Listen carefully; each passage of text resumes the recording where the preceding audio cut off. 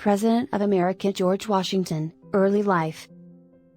George Washington, February 22, 1732 to December 14, 1799, was an American political leader, military general, statesman, and founding father who served as the first President of the United States from 1789 to 1797. Previously, he led Patriot forces to victory in the nation's war for independence. He presided at the Constitutional Convention of 1787, which established the U.S. Constitution and a federal government. Washington has been called the father of his country for his manifold leadership in the formative days of the new nation.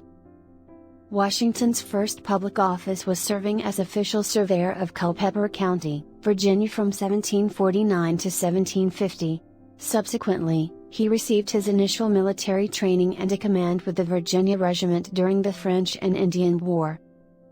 He was later elected to the Virginia House of Burgesses and was named a delegate to the Continental Congress, where he was appointed commanding general of the Continental Army. He commanded American forces, allied with France, in the defeat and surrender of the British during the Siege of Yorktown. He resigned his commission after the Treaty of Paris in 1783. Washington played a key role in adopting and ratifying the Constitution and was then twice elected president by the Electoral College. He implemented a strong, well-financed national government while remaining impartial in a fierce rivalry between cabinet members Thomas Jefferson and Alexander Hamilton. During the French Revolution, he proclaimed a policy of neutrality while sanctioning the Jay Treaty. He set enduring precedents for the office of president, including the title Mr. President, and his farewell address is widely regarded as a preeminent statement on republicanism. Washington owned slaves, and, in order to preserve national unity, he supported measures passed by Congress to protect slavery. He later became troubled with the institution of slavery and freed his slaves in a 1799 will. He endeavored to assimilate Native Americans into Anglo-American culture, but combated indigenous resistance during instances of violent conflict. He was a member of the Anglican Church and the Freemasons, and he urged broad religious freedom in his roles as general and president. Upon his death, he was eulogized as first in war, first in peace, and first in the hearts of his countrymen. He has been memorialized by monuments, art, geographical locations including the national capital, stamps, and currency, and many scholars and polls rank him among the greatest U.S. presidents.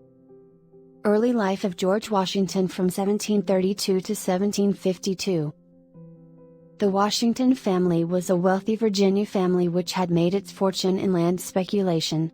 Washington's great-grandfather John Washington emigrated in 1656 from Sulgrave, Northamptonshire, England, to the English colony of Virginia where he accumulated 5,000 acres of land, including Little Hunting Creek on the Potomac River.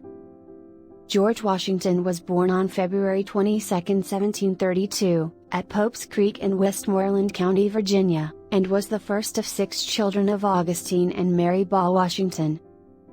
His father was a justice of the peace and a prominent public figure who had 4 additional children from his first marriage to Jane Butler. The family moved to Little Hunting Creek in 1735.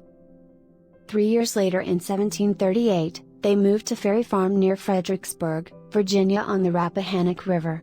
When Augustine died in 1743, Washington inherited Ferry Farm and 10 slaves. His older half-brother Lawrence inherited Little Hunting Creek and renamed it Mount Vernon. Washington did not have the formal education his elder brothers received at Appleby Grammar School in England, but he did learn mathematics, trigonometry, and land surveying. He was a talented draftsman and map maker. By early adulthood he was writing with considerable force and precision, however, his writing displayed little wit or humor. In pursuit of admiration, status, and power, he tended to attribute his shortcomings and failures to someone else's ineffectuality. Washington often visited Mount Vernon and Belvoir, the plantation that belonged to Lawrence's father-in-law William Fairfax. Fairfax became Washington's patron and surrogate father, and Washington spent a month in 1748 with a team surveying Fairfax's Shenandoah Valley property. He received a surveyor's license the following year from the College of William and Mary. Even though Washington had not served the customary apprenticeship, Fairfax appointed him Surveyor of Culpeper County, Virginia, and he appeared in Culpeper County to take his oath of office July 20, 1749. He subsequently familiarized himself with the frontier region, and though he resigned from the job in 1750, he continued to do surveys west of the Blue Ridge Mountains. By 1752 he had bought almost 1,500 acres in the valley and owned 2,315 acres. In 1751, Washington made his only trip abroad when he accompanied Lawrence to Barbados, hoping the climate would cure his brother's tuberculosis. Washington contracted smallpox during that trip, which immunized him but left his face slightly scarred. Lawrence died in 1752, and Washington leased Mount Vernon from his widow. He inherited it outright after her death in 1761. Thank for watching and see you in next video.